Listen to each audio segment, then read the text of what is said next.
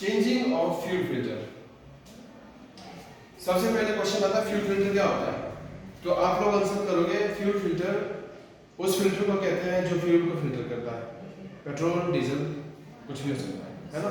अब जैसे जैसे गाड़ी पुरानी होती जाती है, जैसे जैसे आप गाड़ी को चलाते हैं, तो फ्यूल फिल्टर में क्या होता है कि जो फ्यूल के साथ माइक्रो पार्टिकल्स आते हैं, मिट्टी धूल जो भी होगा वो फ्यूल फिल्टर में फंसती है, तो फ्यूल फिल्टर हमारा चोक होना शुरू हो जाता है। चोक मतलब ब्लॉकेज जाती है उसमें, और जो फ्यूल की सप्लाई है वो इंजन में प्रॉपर्ली नहीं जाती, जिसकी वजह से इंजन का पिकअप, पावर, परफॉर्मेंस और माइलेज सब घट जाता है ना। तो इस चीज का आपने ध्यान रखना, और इसके लिए हमें क्या करना पड़ता है, फ्यूल की सही सप्लाई इंजन में जाए, फ्यूल फिल्टर को रिप्लेस करना होगा। तो फ्यूल फिल्टर को रिप्लेस करने के लिए हमें कुछ चीजें चाहिए। देखो मटेरियल एंड टूल्स क्या क्या चाहिए। सबसे पहले तो हमें फ्यूल फिल्टर चाहिए, नया फ्यूल फिल्टर, उसके बाद स्क्रू ड्राइवर और स्पैनर्स, जिससे कि हम फ्यूल फिल्टर को जो नट बोल्ट होंगे स्क्रू को निकाल सके। और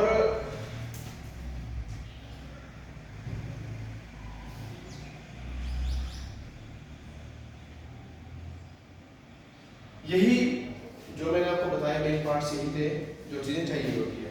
अब उसके बाद आते हैं स्टेप्स पे, कौन कौन से स्टेप्स आप फॉलो करोगे फ्यूल फिल्टर को चेंज करने के लिए, है ना। तो सिंपल सा है, देखो ध्यान दो।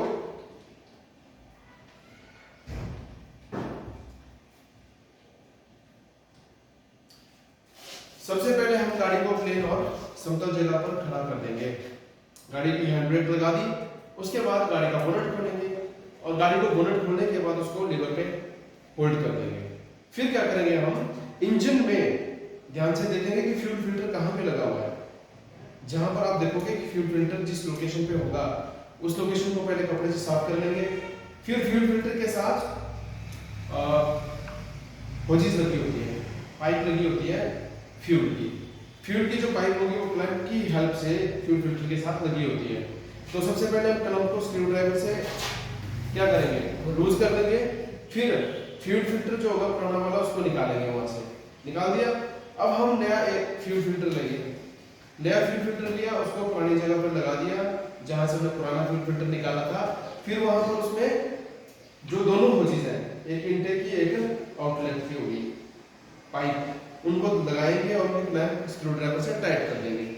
तो इस तरह से हमारा जो फ्यूल फिल्टर होगा वो चेंज हो जाएगा। ऐसे ही है ना।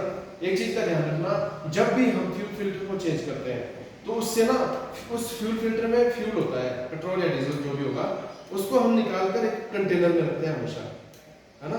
और फ्यूल फिल्टर को कहीं भी नहीं फेंकना आपने, क्योंकि वो आग पकड़ सकता है, स्पार्किंग वाला जोन होगा या आग वाला जोन होगा, तो इसलिए उसका ध्यानपूर्वक आपने काम करना है। एक तो हो गई।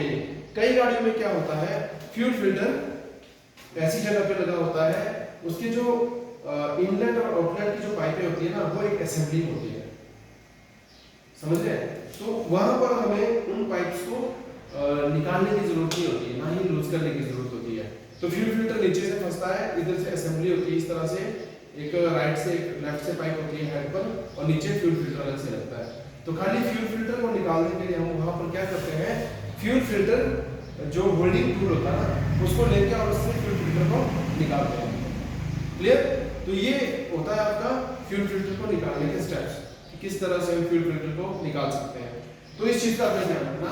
यहाँ पर जैसे देखो ये फ्यूल फिल्टर दिया हुआ है, पुरानी गाड़ी में होता है फ्यूल फिल्टर पाइप्स, और पाइप का जो क्लैंप होता है ये वाला स्क्रू के साथ, ठीक है ना।